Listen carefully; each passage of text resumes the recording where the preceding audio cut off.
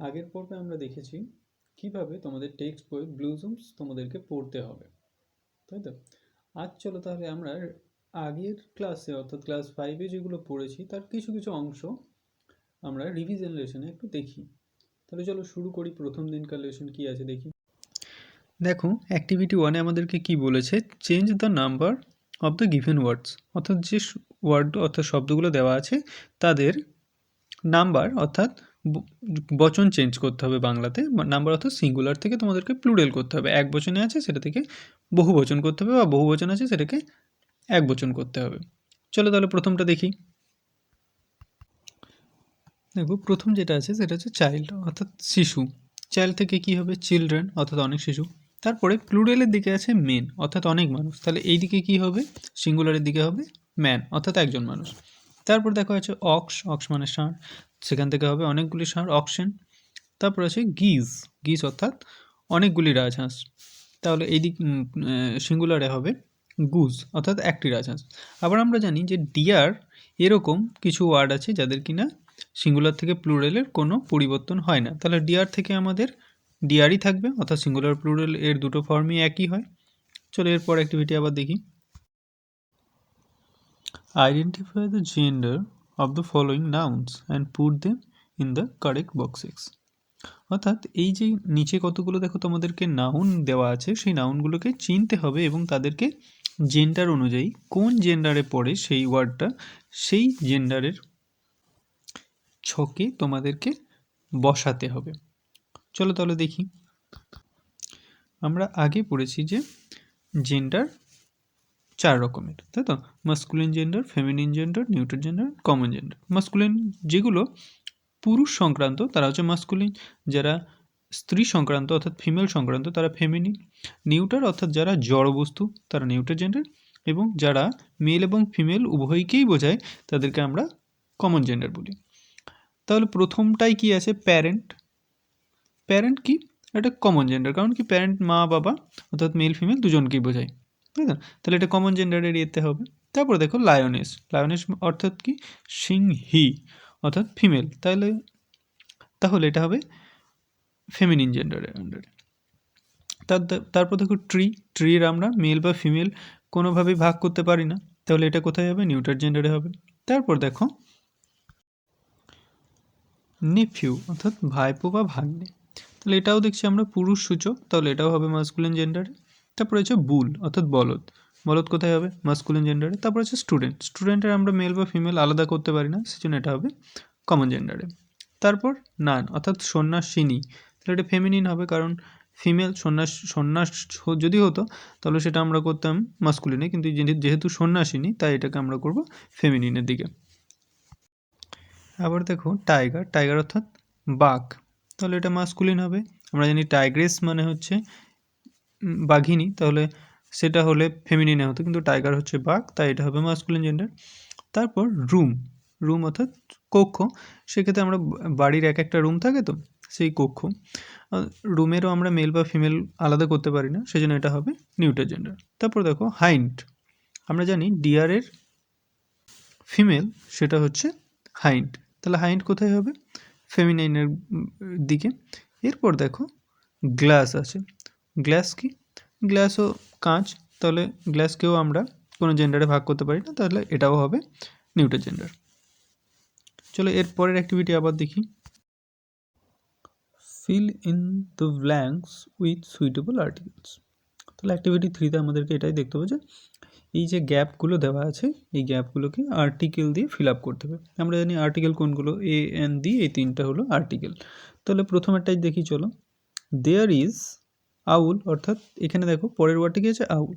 আউলের যেহেতু ওটা ভাওয়েল সেজন্য এটা কি হবে? অ্যান, তাহলে there is an owl on the tree, অর্থাৎ গাছটির ওপর একটা পেঁচা। Rima is the best girl in the class, তাহলে এখানে দা হবে, কারণ কি সুপারলেটিভ ডিগ্রির আগে দা হয়। এরপরেরটা চলো। The house is beside Ganges, অর্থাৎ নদী, এটা দেখো যেহেতু আমরা জানি কোনো একটা বড় নদী বা গ্রহ উপগ্রহ এদের আগে দা বসে, তাহলে এখানে কি হবে? The house is beside the Ganges, অর্থাৎ বাড়িটি গঙ্গা নদীর তীরে। রবীন্দ্রনাথ টেগোর ওয়াজ, এ হবে তাহলে এখানে একজন মহান কবি, তাহলে রবীন্দ্রনাথ ঠাকুর ওয়াজ এ গ্রেট পোয়েট। ইংরেজিতে উচ্চারণ করার সময় আমরা এটাকে টেগোর উচ্চারণ করি, তাহলে রবীন্দ্রনাথ টেগোর ওয়াজ এ গ্রেট পোয়েট, অর্থাৎ রবীন্দ্রনাথ ঠাকুর একজন মহান কবি ছিলেন। এখন দেখো activity 3B, choose suitable preposition for the help box from the help box and fill in the blanks. তাহলে তোমাদেরকে এই যে নিচে হেল্প বক্স দেওয়া আছে এখান থেকে প্রিপোজিশনগুলো বেছে নিতে হবে এবং যেখানে যেটা সুইটেবল হবে অর্থাৎ মানানসই হবে সেটা সেখানে বসাতে হবে। তাহলে চলো বসিয়ে দেখি। প্রথমে কি আছে, আমরা জানি উইকের যে কোনো ডের আগে অন বসে, তাই তো? তাহলে প্রথমটা হবে on Sundays I go for swimming, অর্থাৎ রবিবার আমি সাঁতারে যাই। দুইটা দেখো, the farmer is sitting under the tree, অর্থাৎ কৃষকটা গাছের নিচে বসে আছে। The lady is standing at the bus stop, কারণ কি কোনো একটা ছোটো জায়গায় থাকলে সেখানে অ্যাড বসাই আমরা, সেই জন্য মহিলাটি বাস স্টপে দাঁড়িয়ে। The river flows beside the village, তাহলে নদীটা গ্রামের পাশ দিয়ে বয়ে গেছে। এখানে বিসাইডের জায়গায় আরও ভালো হবে যদি আমরা বাই বসাই, কিন্তু আমাদের এখানে অপশানে নেই, সেজন্য আমরা এখানে বিসাইডই ব্যবহার করব। এখন আমরা দেখব অ্যাক্টিভিটি 4 কি বলেছে দেখি এখানে, make meaningful sentences with the following adjectives, অর্থাৎ এই যে অ্যাডজেক্টিভ বা বিশেষণ এগুলোকে দিয়ে আমাদেরকে মিনিংফুল অর্থবহ বাক্য তৈরি করতে হবে। চলো প্রথমটা দেখি, গুড। তাহলে আমরা প্রথমে কি বলবো, Ram is a good boy, অর্থাৎ রাম একটা ভালো ছেলে। এরপর 6, তাহলে এখানে আমি বলতে পারি আই অ্যাম 6 ইয়ার্স ওল্ড, অর্থাৎ আমার বয়স 6 বছর। এরপর বিউটিফুল, অর্থাৎ সুন্দর। এখানে আমরা বলতে পারি যে দ্য বার্ড ইজ বিউটিফুল, অর্থাৎ পাখিটা সুন্দর। এরপর ফিউ, অর্থাৎ কিছু। আমি এখানে বলতে পারি grandfather gave me a few chocolates, অর্থাৎ গ্র্যান্ডফাদার আমায় কিছু চকলেট দিয়েছিলেন। লেটস টক, চলো কথা বলি। Study the above picture and describe it to the class, অর্থাৎ এইখানে একটা ছবি তোমরা দেখতে পাচ্ছ, এখানে এই ছবিটা তোমাদেরকে দেখে নিয়ে পরে তোমাদের ক্লাসে এই যে ছবিটায় কী অ্যাক্টিভিটি চলছে সেটা তোমাদেরকে বর্ণনা করে বলতে হবে। চলো তাহলে প্রথমে দেখি কি বলবো আমরা। See friends, this is a picture. Two girls are sitting under a tree, দুজন মহিলা একটা গাছের নিচে বসে আছেন। Two boys are playing football, দুজন ছেলে ফুটবল খেলছে। A girl is helping her grandfather on walking, অর্থাৎ হাঁটার সময় একটা বাচ্চা মেয়ে তার দাদুকে সাহায্য করছে। A pet dog is with them, অর্থাৎ তাদের সাথে একটা পোষা কুকুর। এইভাবে তোমাদেরকে ক্লাসের সামনে তোমরা অন্যভাবেও বর্ণনা করতে পারো, তাহলে এভাবে এই পিকচারটা তোমাদের ক্লাসে বর্ণনা করতে হবে। এরপর পরের অ্যাক্টিভিটি চলো, লেটস ডু, চলো করি।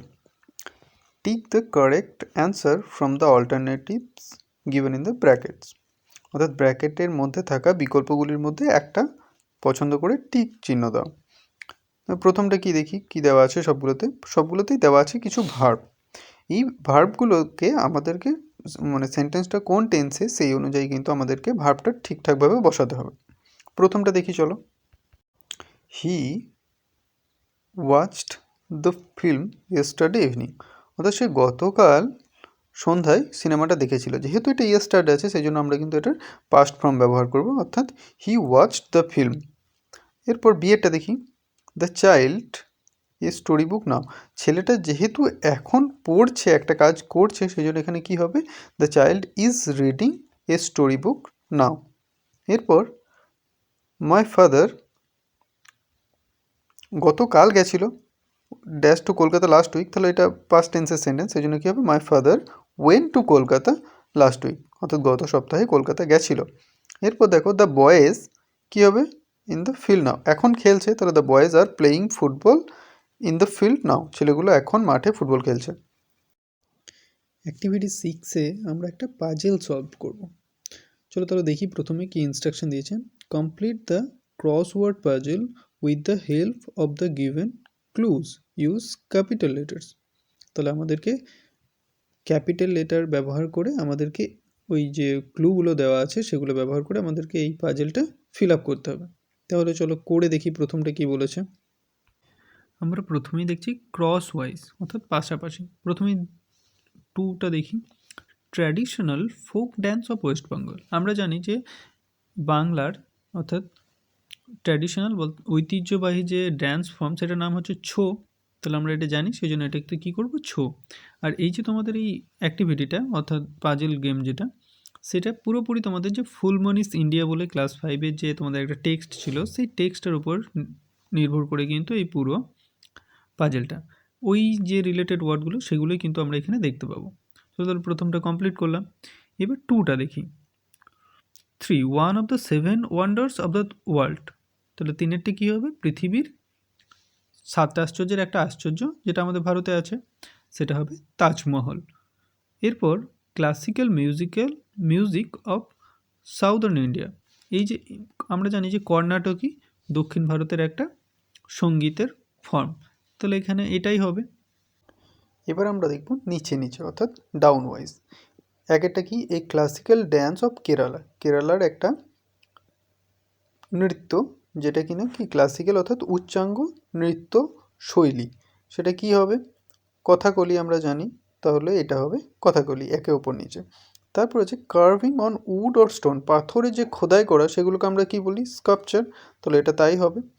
এরপর আছে ম্যাচিং ইন রিদম, অর্থাৎ কোনো একটা জিনিসকে আমরা তালে সাজাই বা করি। আমরা জানি যে ফুলমড়ির ইন্ডিয়াতে যে একসাথে নাচাকে আমরা পড়েছিলাম যে উইথ হারমোনি, তাহলে এই যে ওয়ার্ডটা, তাহলে আমাদেরকে এখানে 6-এর যে উপর নিচে সেটাতে কিন্তু হারমোনি হবে। তাহলে আমাদের এটাও কমপ্লিট। চলো এরপর নেক্সটে যাই। এখানে আমাদেরকে যেটা করতে হবে সেটা হচ্ছে পাংচুয়েট দ্য গিভেন সেন্টেন্সেস, অর্থাৎ নিচে দেওয়া বাক্যগুলিতে জ্যোতির্চিহ্ন বসাও। জ্যোতির্চিহ্ন কোনগুলো, কমা, পূর্ণচ্ছেদ আমরা বাংলাতে যেগুলোকে বলি সেরকম, ইংরেজিতে কমা, ফুল স্টপ, সেমিকোলন, কোলন, এই যে জ্যোতির্চিহ্নগুলো আছে আমাদেরকে সেগুলো বসাতে হবে। তাহলে প্রথমটাই আমরা দেখব, one day a little boy was sitting with a nail, a piece of wood and a hammer. অর্থাৎ প্রথমেই দেখছি যে থামতে কোথায় হচ্ছে আমাদেরকে, ওয়ান ডে। আর সেই থামাটা যেহেতু খুব ছোট্ট সেই জন্য এখানে আমরা বসাবো একটা কমা। তারপর a little boy was sitting, একটা ছোট্ট বয় বসেছিল উইথ এ নেল, একটা নেল নিয়ে, আমাদের পেরেক নিয়ে, তাহলে এখানে একটা কমা দেবো। এ পিস অফ উড, এক টুকরো কাঠ, অ্যান্ড এ হ্যামার। তারপর বাক্য যেহেতু কমপ্লিট সেই জন্য আমরা এখানে বসাবো ফুল স্টপ। এখন তাহলে পুরো বাক্যটার অর্থ কী দাঁড়ালো, one day a little boy was sitting with a nail, a piece of wood and a hammer. একদিন একটা বালক বসেছিল একটা পেরেক, এক টুকরো কাঠ এবং একটা হাতুড়ি নিয়ে। এরপরে বিয়েরটা দেখি চলো, what are you doing my son, কী করছো বাছা। তাহলে এটা একটা কোশ্চেন, মানে যেহেতু জিজ্ঞাসা করা হচ্ছে তাহলে এখানে একটা কোশ্চেন মার্ক বসবে। চলো, এবং যেহেতু আমরা একবার থেমেছি, হোয়াট আর ইউ ডুইং, এখানে দেখো একবার একটু ছোট্ট মতো করে থামলাম, তারপর বললাম মাই সান, তাহলে এখানে একটা কমা দিয়ে শেষে আমরা কোশ্চেন মার্কটা দেব। এরপর সিএরটায় আমরা দেখছি, ও মাই টয় ইজ ব্রোকেন, অর্থাৎ হাই আমার খেলনাটা ভেঙে গেছে। তাহলে এখানে আমরা কি করব, ও এই শব্দটা একটা এক্সক্লেমেশনের ওয়ার্ড, তাহলে এই ওয়ার্ডটার পর আমরা একটা বিস্ময়সূচক চিহ্ন যেটাকে বলে নোট অফ এক্সক্লেমেশন বসাবো। তারপর লাস্টে যেহেতু বাক্য কমপ্লিট সেই জন্য ওখানে আমরা ফুল স্টপ বসাবো। এখন ডিএটায় আমরা দেখছি যে একটা ডিরেক্ট স্পিচ দেওয়া আছে কিন্তু সেখানে কোনো পাংচুয়েশন মার্ক নেই। তাহলে প্রথমেইটা দেখি, ডোন্ট ক্রাই, একটু থামলাম, মাই চাইল্ড আমার ছেলে, বা ডোন্ট ক্রাই কেঁদো না বাছা, সেড দ্য স্ট্রেঞ্জার অর্থাৎ যে পথিক সে বলল। তাহলে আমাদের এখানে ডোন্ট ক্রাই, এখানে প্রথমেই একটা কমা দেব, তারপর মাই চাইল্ড এতটা অবধি সেখানে কোটেশন কমপ্লিট করব। তারপর যেটা হবে সেট দ্য স্ট্রেঞ্জার, এখানে বাক্য শেষ, অর্থাৎ এখানে লাস্টে ফুল স্টপটা ইউজ করব। আমরা আগেই প্রপার নাউন এবং কমন নাউন দুটো সম্পর্কেই পড়েছি, তাহলে অ্যাক্টিভিটি 8-এ আমাদেরকে সেটাই করতে হবে। কোনগুলো প্রপার নাউন আর কোনগুলো কমন নাউন সেগুলো দুটো চার্ট দেওয়া আছে, সেই চার্টে আমাদেরকে ভাগ করে বসাতে হবে কে কোন দিকে হবে সেটা। তাহলে প্রথমে দেখি instruction, identify the common and proper nouns given below, নিচে দেওয়া প্রপার নাউন এবং কমন নাউনগুলো চিহ্নিত করো, and place them in the correct column, এবং সঠিক সারিতে তাদেরকে বসা। প্রথমেই আমরা দেখছি বিদ্যাসাগর। বিদ্যাসাগর একটা পার্টিকুলার লোকের নাম, তাহলে মানুষের নাম। যখন পার্টিকুলার কোনো মানুষের নাম হয় বা বস্তুর নাম হয় তখন সেই জিনিসগুলোকে আমরা প্রপার নাউন বলি, এবং যদি জেনারেলি একটা বিরাট কমিউনিটিকে বোঝায় একটা নাউনের দ্বারা তখন সেগুলোকে আমরা বলি কমন নাউন। যেমন এলিফ্যান্ট বলতে পুরো এলিফ্যান্টদের কমিউনিটিকেই বোঝায় বা পুরো জাতিটাকেই বোঝায়, তাহলে সেই জন্য এটা হবে কমন নাউনের দিকে। তারপর দেখো গ্র্যাপস, গ্র্যাপসও কমন নাউন। তারপর হচ্ছে দামোদর, দামোদর একটা স্পেসিফিক রিভারের নাম, তাহলে এটা হবে প্রপার নাউন। আবার দার্জিলিং একটা স্পেশাল শহরের নাম, তাহলে দার্জিলিংটাও হবে প্রপার নাউন। এবং স্ট্রিট, রাস্তা, রাস্তা বলতে আমরা যে কোনো রাস্তাকেই বোঝাই, সেই জন্য এটা হবে কমন নাউন। আগের ক্লাসে আমরা প্রোনাউন সম্পর্কে পড়েছি এবং সেখানে আমরা দেখেছিলাম পার্সোনাল প্রোনাউন, অর্থাৎ যেগুলো কোনো নামের বা ব্যক্তির নামের পরিবর্তে বসে সেগুলোকে আমরা বলি পার্সোনাল প্রোনাউন। এবং যে প্রোনাউনগুলো কোনো একটা বস্তুর সাথে কর্তার সম্পর্ক বুঝিয়ে দেয়, যে মালিকানার সম্পর্ক বুঝিয়ে দেয়, সেগুলোকে আমরা বলেছিলাম পজিটিভ প্রোনাউন্স। যেমন একটা এক্সাম্পল দিয়ে বলি যে পজিটিভ প্রোনাউন কোনগুলো আর পার্সোনাল প্রোনাউন কোনগুলো। দেখো আমি এখানে লিখলাম রাম ইজ এ বয়, রাম একজন ছেলে। হি ক্যান সিং, অর্থাৎ সে গান করতে পারে। তাহলে আমি রাম যে জায়গায় বারবার আমি বললাম না যে রাম ভালো গান গাইতে পারে, তাই তো? আবার এখানে আমি রাম না বসিয়ে সেই জায়গায় আমি কি বসিয়েছি, এখানে হি বসিয়েছি। তাহলে এই হি এর মতো আরও যে প্রোনাউনগুলো আছে সেগুলোকে আমরা বলি পার্সোনাল প্রোনাউন। যেমন আমি বললাম আমারই নাম দিয়ে আমি যদি বলি যে রাজ ইজ গুড,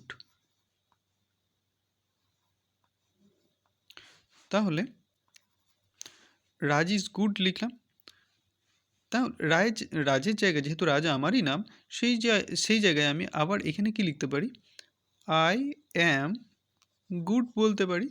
তাহলে রাজ সাপোজ আমার নাম ছিল, সেই জায়গায় আমি আবার আই বসালাম, তাহলে আইটাও কিন্তু এখানে পার্সোনাল প্রোনাউন। এই রকম যে প্রোনাউনগুলো আছে তাদেরকে আমরা কিন্তু পার্সোনাল প্রোনাউন বলি। এখন তাহলে পজিটিভ প্রোনাউন কোনগুলো, চলো তাহলে পজিটিভ প্রোনাউনটা দেখি এবার। আমি এখানে লিখলাম আই অ্যাম, আরে আই অ্যাম রাম, তারপর বললাম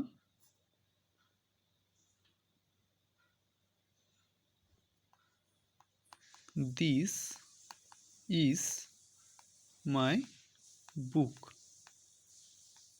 এটা লিখলাম। তাহলে আমি এটার পরিবর্তে কিন্তু দিস ইজ মাই বুক লিখলাম। এখন এই জায়গায় আমি কিন্তু এটাও লিখতে পারি যে দিস বুক ইজ মাইন, অর্থাৎ এই বইটা আমার।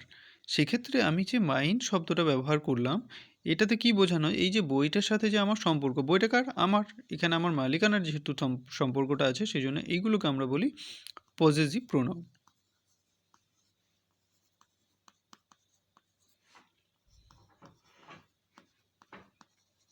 আরও এরকম পজিটিভ প্রোনাউনের যে ফর্মগুলো আছে সেগুলো আমরা এবার দেখব।